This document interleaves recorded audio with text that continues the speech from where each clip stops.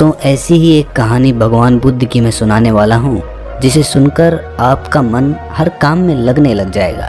लेकिन इसके लिए आपको इस कहानी को आखिर तक सुनना पड़ेगा।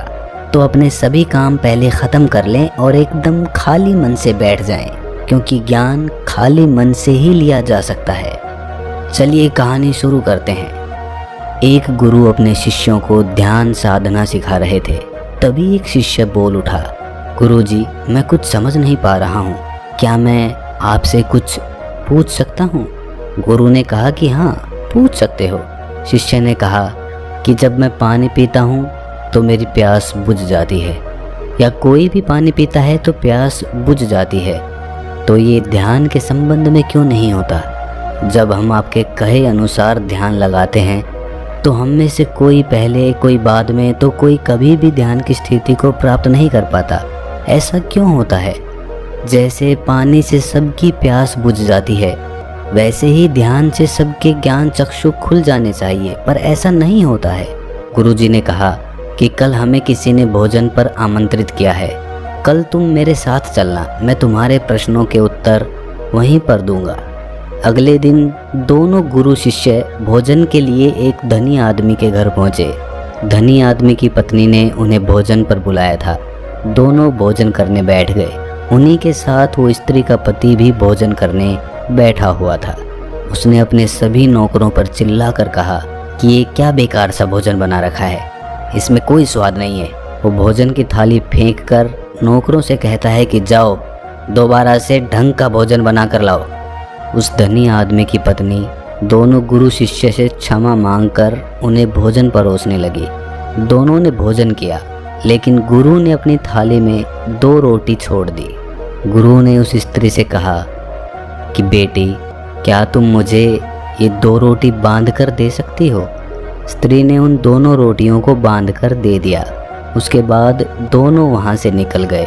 रास्ते में गुरु ने शिष्य से पूछा कि तुम्हें भोजन कैसा लगा? शिष्य ने कहा, भोजन स्वादिष्ट था, मुझे तो पसंद आया, मुझे भोजन करके बहुत अच्छा लगा। गुरु ने पूछा कि इससे अधिक तुम्हें और कुछ नहीं लगा? शिष्य ने कहा, इससे अच्छा और क्या लग सकता है गुरुदेव, मेरी भूख मिट गई और मेरा पेट भर गया। गुरु ने कहा कि भोजन तो अच्छा था, फिर उस स्त्री के पति को भोजन पसंद क्यों नहीं आया? भोजन तो अच्छा बना था और भोजन तो एक ही था, तब उसे पसंद क्यों नहीं आया? शिष्य ने कहा कि आप ठीक कहते हैं गुरुदेव, मैं तो कुछ समझ ही नहीं पा रहा हूँ, आप ही कुछ बताएं। गुरु ने कहा, अभी तुम मेरे साथ आगे चलते रहो। गुरु शिष्य चलते चलते बहुत दूर निकल आए। शिष्य ने गुरु से कहा, गुरुदेव, हम हमारे आश्रम के मार्ग पर तो नहीं हैं, फिर हम कहाँ जा रहे हैं? गुरु ने कहा, बस चलते रहो। बहुत दूर चलने के बाद एक फटेहाल आदमी गुरु के सामने आ गया और उनके चरणों में गिर गया और बोला, हे परमात्मा, मेरी मदद करो, मैं 3 दिन से भूखा हूँ, मैंने कुछ नहीं खाया है, आप कृपया करके मुझे कुछ खाने को दे दें। गुरु ने उस आदमी को एक पेड़ के नीचे बैठाया और उन 2 रोटियों को निकाल कर उसे दे दिया जो उस महिला ने उसे दी थी। रोटियों को देखते ही उस गरीब आदमी की आंखों में चमक आ गई। उसने तुरंत उन 2 रोटियों को खा लिया। खाते समय उस आदमी की आंखों से आंसू निकल आए। वो रो रहा था और खाता जा रहा था और हाथ से इशारे कर रहा था, जैसे वो किसी अदृश्य शक्ति को कह रहा हो कि तेरा धन्यवाद इस रोटी के लिए। खाने के बाद उसने गुरु को प्रणाम किया और धन्यवाद कहा। गुरु ने उस आदमी से पूछा कि भोजन का स्वाद कैसा था? उसने कहा, स्वाद स्वाद तो कहीं था ही नहीं, केवल जीवन था, परमात्मा और ईश्वर का। ये रोटियां नहीं थी, ये तो साक्षात जीवन था।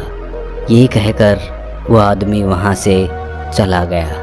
गुरु ने शिष्य से कहा, देखो, भोजन वही था, लेकिन एक आदमी को उसमें स्वाद ही नहीं आया। तुम्हें इसमें स्वाद आया और तुम्हें ये भोजन पसंद आया, लेकिन वहीं इस आदमी को इस भोजन में स्वाद नहीं आता, बल्कि वो इसमें ईश्वर, परमेश्वर और जीवन को देख लेता है। इससे पता चलता है कि आदमी और भोजन की तृप्ति में भी अंतर है। पहले आदमी को इसमें कोई तृप्ति नहीं होती, तुम्हें थोड़ी तृप्ति होती है, और इस आदमी को अनंत तृप्ति होती है। ऐसा ही ध्यान के संबंध में होता है। जिसको जितनी ज़्यादा प्यास होती है वो उतनी ही जल्दी मार्ग बना लेता है। उस शिष्य की जिज्ञासा का समाधान हो गया था, उसके प्रश्नों का उत्तर उसे मिल गया, लेकिन हमें हमारे प्रश्नों का उत्तर नहीं मिला। प्रश्न था कि मन क्यों नहीं लगता। जो लग जाए वो मन नहीं है, मन का स्वभाव ही है भागना। जब हमारे पास कोई चीज़ अत्यधिक होती है तब मन उससे भागने लगता है।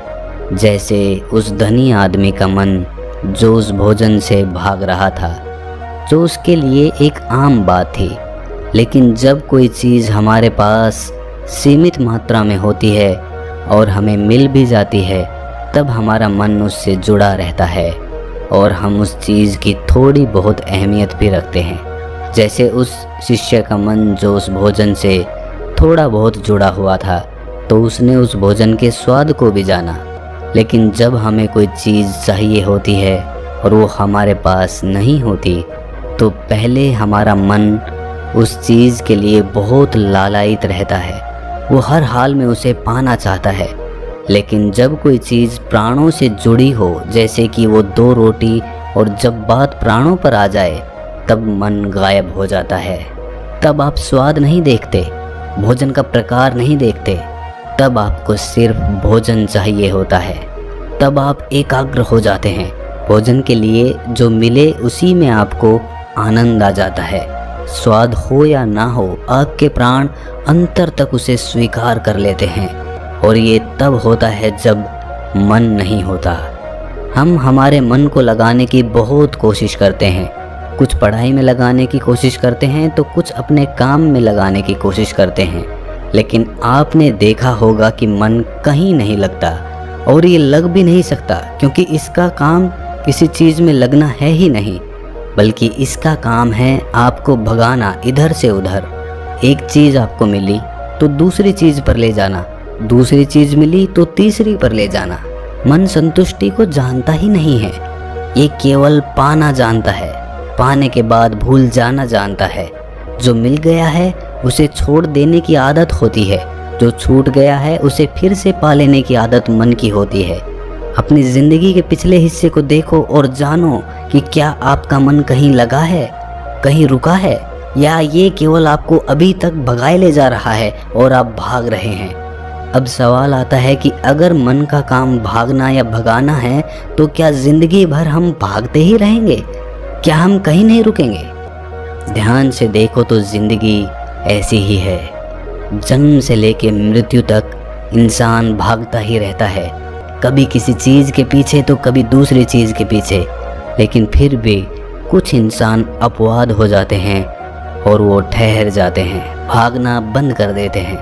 तब चीज़ें उनके पीछे भागने लगती हैं, वो किसी चीज़ के पीछे नहीं भागते हैं। इसका सबसे बड़ा उदाहरण है गौतम बुद्ध। हम आम लोग कैसे अपने जीवन में ठहराव ला सकते हैं, कैसे हम अपने जीवन में एकाग्रता ला सकते हैं, कैसे हम अपने जीवन में अपने मन को नियंत्रित कर सकते हैं। और इसका एक ही रास्ता है, और वो है ध्यान। मन भागता है, ध्यान ठहराव लाता है। मन लालच देता है, ध्यान लालच को देखने की दृष्टि देता है। मन कहता है दूसरी चीज़ को पकड़ ले, ध्यान कहता है जो मिला है उसे तो जान ले। ध्यान एकाग्रता लाता है, लेकिन ध्यान को लेकर भी हम भ्रमित रहते हैं। ध्यान का मतलब आंखें बंद करके बैठ जाने को ही समझ लेते हैं। एक छोटी बच्ची बहुत अच्छी बांसुरी बजाती है, और जब बांसुरी बजाती है तब उसके सुर में खो जाती है, तब उसका मन गायब हो जाता है। उसके प्राण केवल उस बांसुरी की धुन में ही रम जाते हैं, और वही उसका ध्यान बन जाता है।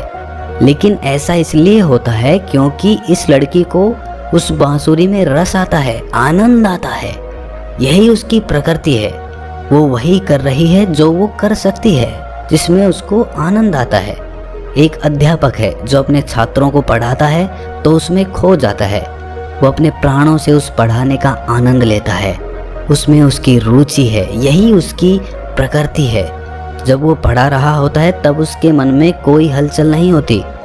वो ना तो तब भूतकाल की सोचता है ना भविष्यकाल की, वो केवल वर्तमान के क्षण में रहता है और यही उसका ध्यान होता है।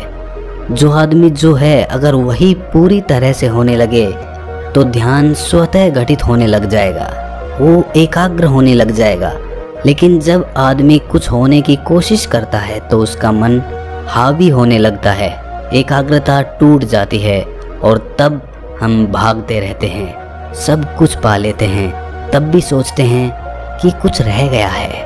और ये अधूरापन कभी पूरा नहीं होता, क्योंकि जो आप हो सकते थे, जो आपकी प्रकृति थी, वो आप नहीं हुए, बाकी सब कुछ हो गए।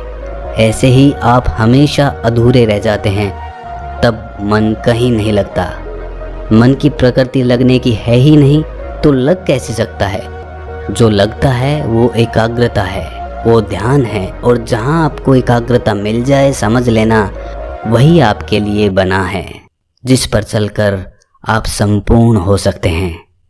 तो दोस्तों, कैसी लगी आपको ये कहानी कमेंट सेक्शन में ज़रूर बताएं। और हाँ, अगर अच्छी लगी तो इस वीडियो को लाइक कर दें और ऐसी ही ज्ञानवर्धक कहानियाँ और बातें सुनने के लिए हमारे चैनल को अभी सब्सक्राइब कर लें।